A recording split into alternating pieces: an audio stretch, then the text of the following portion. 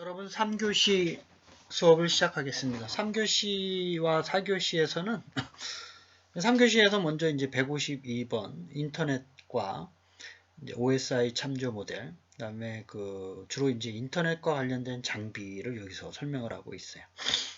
그다음에 이제 4교시 때는 이제 프로토콜하고 TCP/IP, OSI 참조 모델하고 상당히 이제 비슷한 OSI 참조 모델을 이해를 해야지만 프로토콜을 이해를 할 수 있는데 관련된 내용을 좀 소개를 하기로 하겠습니다. 말씀드렸듯이 이제 이 152번부터는 데이터 통신이라는 과목이 없어졌죠. 그래서 그 안에 어떤 데이터 통신이라는 과목의 한 과목이 있었는데 기사 시험에서 그게 없어지면서 그 데이터 통신에서 핵심적인 내용 중에 일부를 여기서 다루고 있고, 또 다른데 또 필요한 내용을 또 설명을 이제 이렇게 몇 개 중요한 거를 좀 갖다 놨어요. 그래서 이제 뭐 기사 시험이 아니더라도 이 내용은 여러분들이 반드시 알아줘야 되는 내용이에요. 인터넷을 이용하는 것뿐만 아니라 그 다음에 소프트웨어를 설계하는 사람들이 OSI의 개념과 프로토콜의 개념이 없이는 소프트웨어를 설계하는 데 상당히 어렵기 때문에 어쨌든 소프트웨어를 설계하는 사람들도 이제 이해를 해야 되는 부분이고, 특히나 어떠한 뭐라 그럴까요? 데이터 통신 관련된 소프트웨어죠. 그런 것들이 많이 있죠. 전화를 한다든지 인터넷 TV를 본다든지, 그 다음에 스마트폰에 관련된 소프트웨어를 설계한다든지, 통신과 관련된 소프트웨어 또 있죠. 그래서 그런 거를 이제 코딩하는 사람들은, 통신 소프트웨어 설계하는 사람들은 이 개념을 이해하지 않고서는 어려워요. 그래서 이 개념을 개정된 기사 과목에서도 이런 내용 정도는 좀 알아야 되지 않냐 해서 넣은 것 같은 그런 생각을 한번 해봅니다. 그래서 3교시에서는 이제 우리 인터넷부터 좀 살펴보도록 그렇게 하겠습니다. 인터넷이라는 말은 인터네트워크, 즉 이제 인터네트워킹이죠. 인터는 뭐와 뭐 사이에, 네트워크는 여러분들 이제 네트워크라는 거고, 두 가지 말이 합쳐진 신주어예요. 원래 이제 영어 단어의 뜻이 있었던 게 아니라 인터, 뭐뭐와 뭐뭐 사이에. 이거의 반대말은 인트라라고 하죠. 인트라. 근데 인트라넷, 이제 내부에서 주로 랜의 내부를 인트라넷, 네트워크 사이를 인터넷. 이렇게 해서 1960년도, 67년인가요? 8년도에 미 국방성에서 개발을 했어요. 처음으로. 알파넷이라고 이름을 지었지만, 요걸 이제 유닉스, 그 전에 유닉스가 이제 개발이 돼서 운영체제로 이제 사용이 됐었고, 요 유닉스 기반의 유닉스 운영체제를 기반으로 OSI 참조 모델을 기반으로 해서 처음 만들었어요. 그래서 이게 만들게 된 배경이 여러분들 아마 배웠을 텐데,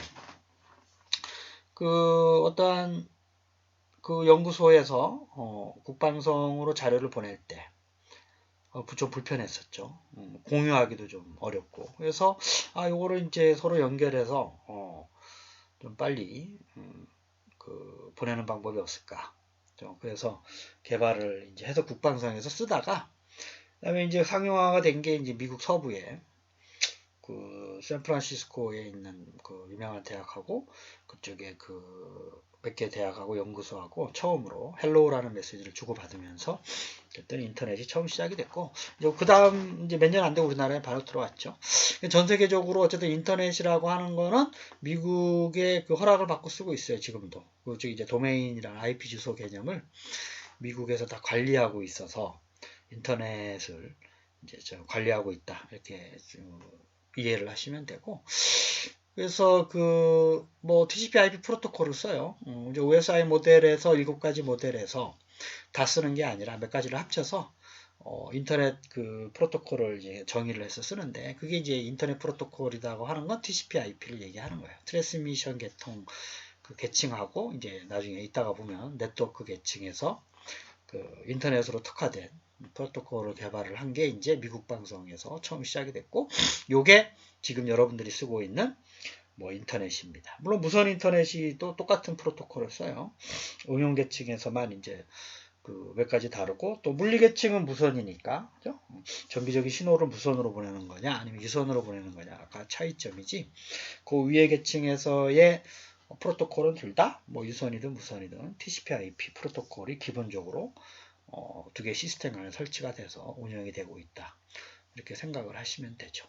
그래서 여러분들이 이제 그 유선이나 무선에서 다 인터넷을 자유롭게 쓸 수 있는 게 어디든지 시간에 구애 없이 정보를 서로 주고받고, 뭐 채팅을 하든 뭐 카톡을 하든 뭐 문자를 보내든 이메일을 보내든 이게 다 가능한 이유가 요 그 TCP/IP 프로토콜을 통한 인터넷을 이용하기 때문에 그런 거예요. 그래서 우리가 그 전화를 얘기하면 전화 같은 경우 전화번호가 있듯이 인터넷을 쓰려고 그러면 IP 주소가 있어야 돼요. 그래서 여러분들이 그 컴퓨터, 뭐 스마트폰, 또 IP 주소로 이제 있는데, 물론 이제 맥 주소로 관리하기도 하지만 그 아래 계층에서 어쨌든 그걸 구분할 수 있는 IP 주소가 IP 어드레스인데, 인터넷 프로토콜 어드레스. 요게 그 여러분들로 쉽게 이해하는 게 전화번호로 생각하시면 돼요. 그래서 우리가 이제 전화번호는 이제 010, 1234, 5678 뭐 이렇게 세 자리, 네 자리, 네 자리 이렇게 하죠.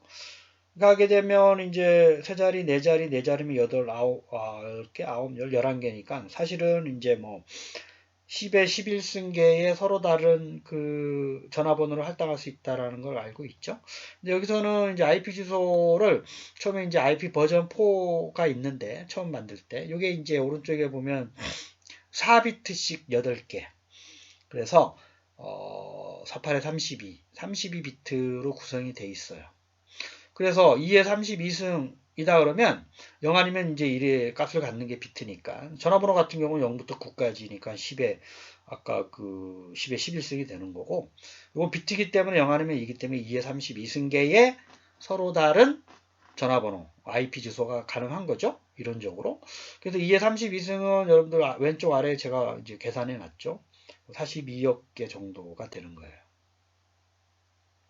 그래서 이게 그 IP 버전 4인데, 버전 4예요. 그러니까 IP V4 이렇게 얘기하기도 하는데, 요게 그 42억 개가 이제 모든 뭐 IP 주소가 전 세계 IP 주소가 동일한 걸 가질 수 없죠. 그래서 이게 이제 바닥이 난 거예요. 그래서 그 대안으로 나온 게 IP 버전 6인데, 얘는 이제 비트 수를 4배를 확장을 해가지고 128개의 비트를 써요.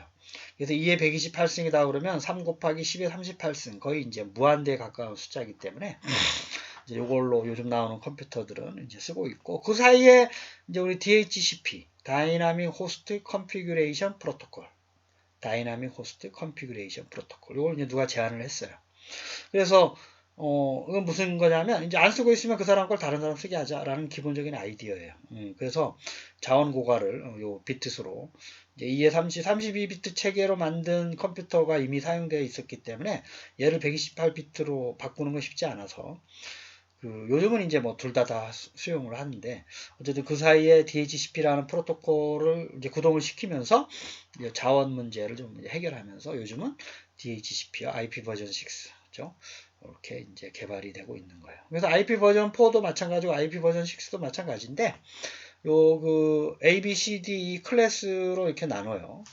이제 그게 왜 그러냐면, 그 네트워크를 구분하는 거와 그 네트워크 안에 속한 컴퓨터를 구분하기 위한 방법 때문에 이렇게 클래스를 정의를 하는데, 쉽게 얘기하면 무슨 얘기냐면, 이제 우리 학교를 하나의 네트워크라고 보고, 우리와 가까운 대학에 있는 게 이제 한경대나 뭐 남서울대, 서로 다른 그 네트워크라고 좀 보면, 그 우리 대학에 컴퓨터가 몇 개 있느냐에 따라서, 그렇죠? 네트워크 3개다 그러면 1, 2, 3으로 구분하고, 그 다음에 평택대학교 안에 있는 컴퓨터를 또 구분해야 될 거 아니에요. 그렇죠? 그래서 위에 있는 1, 2, 3 대학별로 네트워크를 서로 다르게 하기 위해서 몇 개의 네트워크를 할당해야 되느냐, 그렇죠? 그 다음에 그 네트워크 안에 몇 개의 컴퓨터를 할당하게 하는 게 좋은가? 그래서 이제 네트워크가 많으면 이제 C클래스로 가는 거죠. 이게 이제 약간 오른쪽 그림에 보면 네트워크를 할당하는 게 약간 빗금친 부분이고, 하얀색이 그 네트워크 안에 있는 컴퓨터라고 생각하면 돼요. 그래서 어떠한 그룹에서는 얘는 네트워크들이 많아. 그러면 이제 C클래스로 가는 거고, 어떠한 것은 네트워크보다 그 안에 사용하는 사람들이 컴퓨터가 많아. 그러면 A클래스로 가는 거예요. 그죠? 그래서 우리나라는 거의 보통 모든 기관에서 B클래스를 많이 써요. 그 사이에 있는 거. 그죠? 그래서 이제 A클래스 같은 경우는 8비트를 할당하는데 사실은 이제 1비트는 다른 용도로 쓰고 2의 8승은 256이지만 2의 7승은 이제 한 비트를 다른 용도로 쓰기 때문에 클래스를 구분하는 거. 그래서 2의 7승이 128이에요. 그래서 0부터 127까지. 로 이제 A 클래스를 쓰고 128부터 191까지 얘는 이제 8비트에 7비트에다가 8비트 15비트를 쓰고 나머지 하얀색 부분을 이제 B 클래스 같은 경우 8비트 8비트니까 16비트니까 2의 16승 65,536개의 그 각각의 네트워크에 서로 다른 컴퓨터에 IP 주소를 줄 수 있다. 뭐 이렇게 생각하시면 되는 거예요. 그렇죠? A 클래스 같은 경우는 7비트를 이제 그 네트워크를 구분하는 데 쓰고 나머지 그 24비트를 컴퓨터로 할당하는 데 쓰기 때문에 그 2의 24승 각각의 네트워크에 대해서 위에 있는 16777, 226개의 호스트. 호스트는 컴퓨터라고 생각하면 됩니다. 서로 다른 컴퓨터를 할당할 수가 있다. 그렇죠? C클래스는 이제 네트워크를 많이 쓰기 때문에 8비트만 컴퓨터로 할당하는 거죠. 네트워크가 많은 경우, 뭐 이런 경우는 이제 C클래스로 할당을 하는 거고, 그렇죠? 그래서 A, B, C 클래스. 요거가 이제 시험 문제 자주 나와요. 그래서 A 클래스와 B 클래스, C 클래스 네트워크를 8비트 단위로 늘려나가는 거죠. 그렇죠? 한 비트는 이제 뭐 다른 용도로 쓴다 그랬고, 그 다음에 D클래스와 E클래스는 보통 이제 D클래스를 멀티캐스트 서비스를 할 때 써요. 멀티캐스트 서비스는 여러분들이 이제 뭐, 그 어떠한 그 서버에서, 뭐, 그 드라마 같은 거를 쫙 한 번에 각각의 클라이언트에게 서비스 할 때, 멀티캐스트 서비스라고 그러죠. 그래서 이런 경우 D클래스로 써요. 그 다음에 E클래스는 거의 안 써요. 다른 용도로 예약이 되어 있기 때문에 그래서 보통은 이제 B 클래스를 대부분 나라에서 많이 쓰고 특수한 뭐 국가기관이나 뭐 대형 통신망 같은 경우 A 클래스로 많이 중요한 그 네트워크 구분할 때 또 전체적인 호스트를 이제 관리를 할 때 호스트가 많은 경우 A 클래스를 쓰는 거예요. 그래서 그 IP 버전 4는 이렇게 네 가지, 세 가지, 다섯 가지의 클래스로 구분이 된다. A 클래스는 앞에 있는 거 8비트, 물론 이제 1비트는 제외하고, 어쨌든 8비트 네트워크 구분, B 클래스는 2개, 16비트, C 클래스는 또 24비트 네트워크 구분. 하얀색은 호스트를, 컴퓨터를 구분하는 거. 그 안에서 하게 쓴다. 이렇게 생각을 하시면 되겠습니다. 그래서 그 다음에 이제 OSI 아까 그 이제 그 말씀 안 드리고 간 것 같은데 어쨌든 IP 버전 4의 4배가 되는 게 IP 버전 6예요. 그게 이제 128비트다라는 거 잊지 마시고 그래서 인터넷도 마찬가지고 여러분들이 사용하고 있는 모든 통신 시스템 뭐 전화가 됐든 아니면 뭐 컴퓨터가 됐든 그 다음에 뭐 그 핸드폰이 됐든 뭐 가전제품도 심지어 마찬가지예요. 그러니까 모든 어떤 전자기기적 장비들은 다 이렇게 OSI 7레이어라고 얘기 7개죠. 이게 하나, 둘, 셋, 넷, 다섯, 여섯, 7개죠. 로 구성이 돼 있어요. 밑에 이제 전송 매체는 물리적인 거죠. 전기적인 거가 될 수도 있고 무선이 될 수도 있고 매체는 또 다른 얘기고 어쨌든 요 왼쪽에 있는 그림과 오른쪽에 있는 그림은 송신과 수신 측이라고 생각하면 돼요. 보내는 측과 받는 측.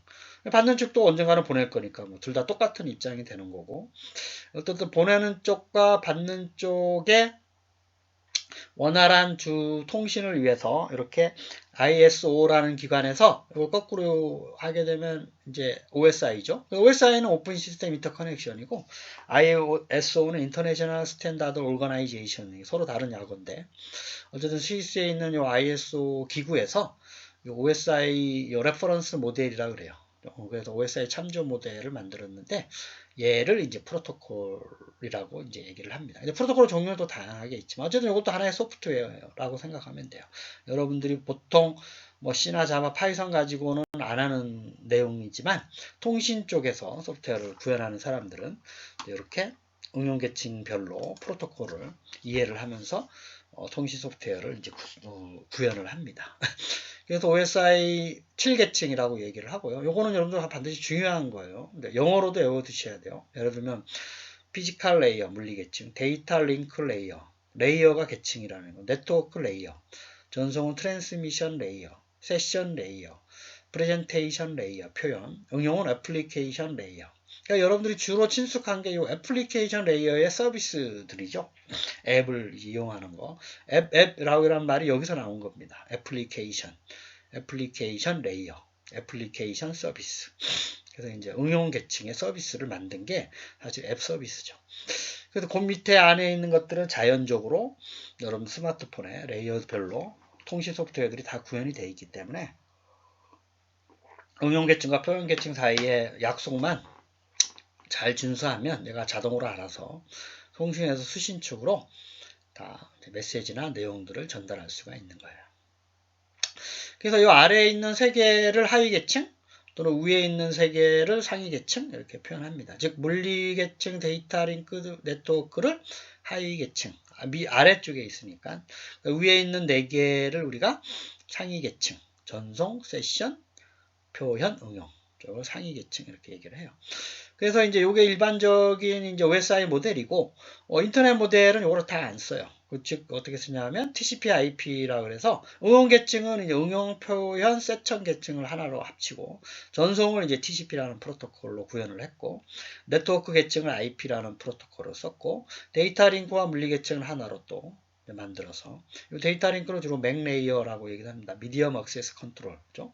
그래서 이제 인터넷 프로토콜을 이제 요 7가지를 이제 응용, TCP, IP, 그다음에 물리 계층 이렇게 4단계로 구분해서 쓰고 있어요. 그래서 그 안에 있는 필요한 기능들만 가져다가 이 안에 있는 것들은 모든 그 전자기기 부품별로 통신과 수신에 대해서 다 정의가 돼 있어요. 그래서 개발하고자 하는 시스템들이 어느 나라나 가서 자유롭게 연결이 돼서 쓰고 있는 거죠. 예를 들면 우리나라가 개발한 스마트폰이 미국, 유럽, 아프리카 다 쓰일 수 있는 게 요 프로토콜로 구현이 돼 있어서 그래요.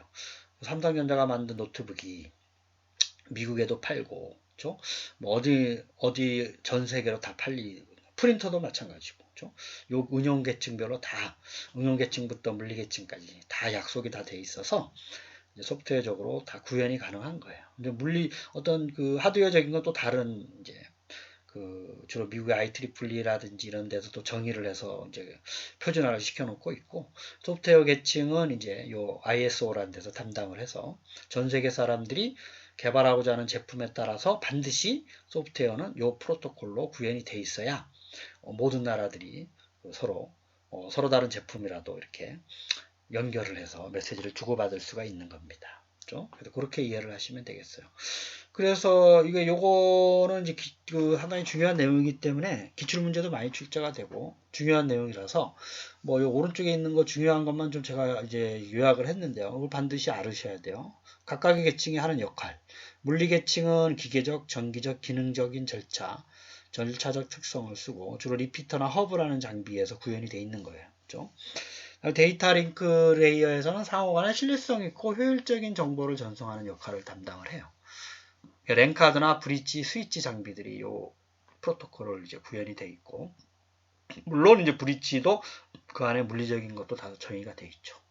근데 주로 데이터 링크 레이어의 기능을 담당하고 있는 거예요. 네트워크는 이제 네트워크 연결 관리, 데이터 교환 및 중계, 라우팅 역할을 하는 거예요. 라우터에 주로 구현이 되어 있는 거고, 전송은 이제 우리 트랜스미션 관련된 건데, 종단 시스템 간의 투명한 데이터 전송을 확인하는 거예요. 주로 게이트웨이라는 장비가 있는데 서로 다른 프로토콜끼리 아무 문제 없이 이제 메시지를 주고받을 수 있게끔 하는 역할을 구현하는 소프트웨어들이 전송 프로토콜이에요.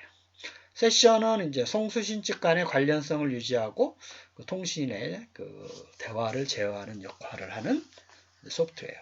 표현 계층에서는 서로 다른 데이터 표현 형태, 영어로 하든 한글로로 하든 0과 1로 이렇게 다 밑으로 내려주기 위한 어떤 약속을 상호 접속에 메시지 표현 방법을 이제 기능을 구현하는 거고, 응용은 여러분들이 많이 쓰고 있는 거죠. 그렇죠? 프로그래밍을 하든 뭐 관련된 프로그램을 이제 수행을 하든 뭐 개발을 하든 뭐 이런 거를 이제 관련된 그 기능이나 뭐 이런 것들을 구현하는 게 응용 프로토콜의 계층이다. 그렇죠? 그래서 이제 요 네 가지 그 인터넷 프로토콜도 외우셔야 되고요. 아까도 말씀드렸지만 응용, TCP/IP, 물리계층, 그 다음에 이제 요 7가지죠. 서로 다른 게 아니에요. 인터넷 프로토콜과 요 OSI 프로토콜은 그 뭐 응용 계층이 표현 계층과 세션 계층을 다 포함하고 있어요. 필요한 것들을. 그래서 순서도 잊어버리면 안 돼요. 맨 아래부터 위로. 그래서 이건 외우는 수밖에 없어요. 물리계층, 데이터 링크, 네트워크, 전송, 세션, 표현, 응용. 이 순서가 바뀌면 안 됩니다. 그렇죠? 그래서 위에 있는 거에 메시지를 이제 아래쪽으로 갈 때는 이제 이렇게 그 필요한 것들을 이제 그 더 비트를 추가하는 거고, 송신 측, 수신 측에서는 다시 그놈들을 해석을 해서 이제 불필요한 것들을 제거하면서 해석해 나가는 거예요. 그렇죠? 그래서 송신 측과 수신 측, 요 관련돼 있는 그 메시지나 데이터들을 원활하게 보내고 하기 위한 송신과 수신 측의 약속이라고 생각하면 되죠. 그렇죠? 그러니까 우리가 영어를 할 때 상대방이 영어를 하게 되면 이제 영어의 문법적인 체계가 서로 이제 다 맞아야 되는 것처럼, 또는 뭐 이쪽은 영어하고 저쪽은 한글로 하게 되면 영어를 한글로 번역하고 한글을 영어로 번역하는 역할이 다 필요하잖아요. 그죠? 서로 간에 메시지를 주고받기 위해서 뭐 그런 거 역할을 하는 그 소프트웨어다 이렇게 생각하셔도 이해하는데 상당히 많은 도움이 될 것 같습니다. 그래서 거듭 말씀드리지만 요 7개 계층, 그다음에 인터넷 계층 반드시 외우셔야 됩니다. 그다음에 이제 주로 이제 그 뭐 장비들에 대한 얘기인데 주로 인터넷 장비들에 대해서만 소개를 하고 있어요. 뭐 다른 장비들도 많이 있어요. 통신 장비들이 여러분들 이제 전화기와 관련된 장비들은 또 다른 얘기고, 주로 인터넷과 관련된 장비들을 이 책에서 소개를 하고 있어요. 그래서 이제 컴퓨터에 여러분들 뒤에 이제 인터넷 네트워크 인터페이스 카드, 주로 랜카드라고 하는 거 있죠. 그리고 이제 전문가들은 이더넷 카드, 어댑터 이렇게 얘기를 합니다.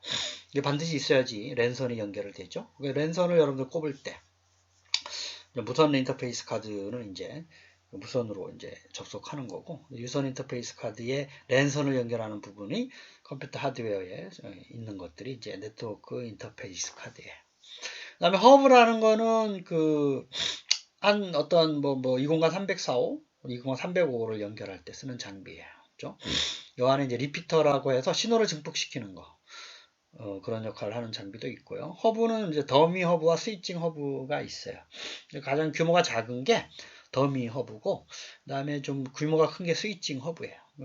203, 305에 100개의 맞아요 컴퓨터가 있다. 그러면 이제 스위칭 허브가 들어가 있는 거예요. 큰 거. 그 다음에 뭐 한 10개다 그러면 이제 더미 허브 이런 게 들어가 있는 거고, 우리 그 강의실에 보면 뒤에 있는 거 있죠? 큰 거. 그다 스위칭 허브예요. 그 다음에 리피터라고 하는 건 신호 전송을 증폭시키는, 리피트를 반복하다라는 거죠. 그렇죠? 그래서 신호를 재생해서 다시 새로운 신호로 증폭해서, 그렇죠? 보통 물리계층의 역할을 담당하고 있는 장비입니다. 리피터라는 장비가 있어요. 그 외에도 책에서는 이제 브리지, 스위치, 라우터, 게이트웨이, 이 장비는 반드시 알으셔야 돼요. 그 장비의 어떤 기능. 그래서 브리지라는 게 다리잖아요, 다리. 그래서 랜과 랜을 연결할 때, 뭐 한경대와 우리 평택대 사이에 랜을 연결하겠다. 서로 브릿지를 두고 하나씩 서로 연결하는 거예요, 선이. 그 다음에 랜 안에서 이제 이 공간 컴퓨터 뭐 다 연결하고 있는 거고, 브릿지를 통해서 이 공간에 있는 1층, 그 다음에 이제 3층 컴퓨터를 다 허브로 연결하고 와서 브릿지를 거쳐서 우리 정보과학관에 있는 컴퓨터로 연결이 되는 거죠. 그 다음에 뭐 그런 것들이 여러 개 있다. 우리 학교에 뭐 전산실이 하나, 두 개 있다. 전산실과 A 전산실, B 전산실 스위치로 연결을 해요. 좀 큰 장비. 그러니까 규모가 커지면 브릿지, 스위치, 라우터 이렇게 가는 거예요. 랜들이 많아지면. 라우터는 이제 하나 더 있어요. 경로까지 설정하는 거예요. 그래서 보통 이제 브릿지도 있고 스위치도 있고 라우터도 있어요. 우리 학교 같은 경우는 거기 그 전산실에 가면 라우터가 하나 있죠. 그 외에는 다 스위치, 허브로 연결하고 그 사이사이는 또 브릿지로 연결해서 끌고 오고. 그런 장비들이 다 역할들이 서로 달라요. 그래서 규모가 커지면 커질수록 라우터로 간다 이렇게 생각을 하시면 되고, 게이트웨이는 뭐 요 브리지나 스위치는 라우터 역할하고 비슷한데 얘는 서로 다른 프로토콜을 연결할 때, 즉 무슨 얘기냐면 인터넷 전화와 뭐 TV 프로토콜이 서로 다른 거죠. 그 사이에 연결할 때 게이트웨이가 통역을 해주는 역할을 하는 거예요. 그 다음에 그 인터넷과 뭐 모바일 간에 그렇죠? 그 유선 무선 간에 연결할 때 서로 다른 프로토콜 구조를 가지죠. 그런 경우 게이트웨이가 있어서 서로 이제 영어로 하는 사람 한글로 해석해주고 한글로 하는 사람 영어로 해석해주고 하는 역할을 이제 게이트웨이가 해요. 게이트웨이가 문이죠. 라우터는 라우팅하는 장비, 스위치는 교환해주는 장비, 브리지는 연결해주는 장비, 다리니까. 그렇게 생각하셔도 이제 요 장비에 대해서 어떤 기능과 역할을 이해하는데 뭐 상당히 많은 도움이 될 걸로 이제 이해를 하고 있습니다. 여러분들 요 장비에 대해서는 이제 다른 장비도 있긴 하지만 특별히 요 인터넷과 관련된 장비들은 다음 중 장비에 대한 설명으로 옳지 않은 것은 그죠? 그다음에 다음 기능을 하는 장비는 무엇인가? 랜과 랜을 연결하는데 최적의 경로까지 선택해주는 장비는 다음 중 무엇인가요? 라우터라는 거예요. 라우터. 라우팅 하는 거가 ER이 붙여서 라우터죠. 라우팅 하는 장비다. 이렇게 생각을 하시면 틀림이 없고, 그 다음에 프로토콜 구조가 서로 다르다라는 얘기가 나오면 무조건 게이트웨이를 생각하시면 돼요. 서로 다른 프로토콜, 전화, 모바일, 인터넷 전화, TV, 인터넷 TV, 그 다음에 모바일과 인터넷 전화, 그렇죠? 여러분들 핸드폰으로 집에 있는 전화할 때 요즘 다 인터넷 전화를 많이 쓰니까 어쨌든 유선 전화, 그 전에 있는 전화다, 전화망, 그런 것도 프로토콜 구조가 다른 거니까 중간에 게이트웨이가 있어요. 항상 위로 올라가서. 그래서 여러분들이 이 공간에서 하게 되면 어떻게 되겠어요? 그렇죠? 전산지를 찾아가기 위해서 랜 카드를 거쳐서 허브로 갔다가 브릿지로 갔다가 다른 이 공간 1층, 2층, 3층에 브릿지로 갔다가 그 다음에 우리 학교 같은 경우는 이제 라우터로 바로 갈 텐데 건물마다 또 있겠죠. 그럼 스위치를 거쳐서 그 다음에 라우터로 거쳐서 네이버로 접속을 하면 네이버로 가기 위해서 여기 중간에 기간망이라고 하는데 백본을 거쳐서 또 가고 이런 역할을 하고 있는 겁니다. 여러분들 3교시 수업을 마치겠습니다.